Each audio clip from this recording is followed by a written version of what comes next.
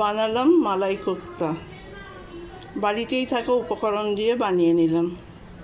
দুধটাকে ছানা কাটিয়ে নিলাম লেবু দিয়ে ছানাটাকে ভালো করে জল ছড়িয়ে ভালো করে ঠেসে নিলাম। নিয়ে গোল্লা পাকিয়ে রাখলাম, ছোট ছোট বল পাকিয়ে রাখলাম। দিয়ে একটা পুর তৈরি করলাম, খোয়া ক্ষীর, কিশমিশ, কাজু গুঁড়ো আর ছোটো এলাচ দিয়ে ওটাকে ভালো করে মেখে এই গোল্লাগুলোর মধ্যে বাটি করে তার মধ্যে পুরটা দিয়ে আবার গোল্লা পাকিয়ে নিয়ে ময়দার মধ্যে একটুখানি ঘুরিয়ে নিলাম। কড়াইতে সাদা তেল আর একটুখানি ঘি দিয়ে এই কোপ্তাগুলো ভেজে তুলে নিলাম হালকা বাদামি করে। তারপরে টমেটো, আদা, কাজু বাদাম একসঙ্গে পেস্ট করে কড়াইতে দিয়ে দিলাম।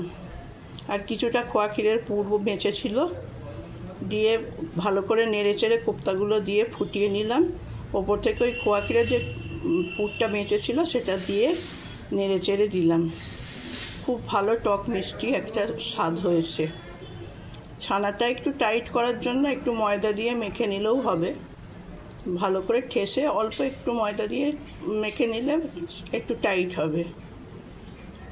ট্রাই করে দেখো, খেতে খুব ভালো লাগবে।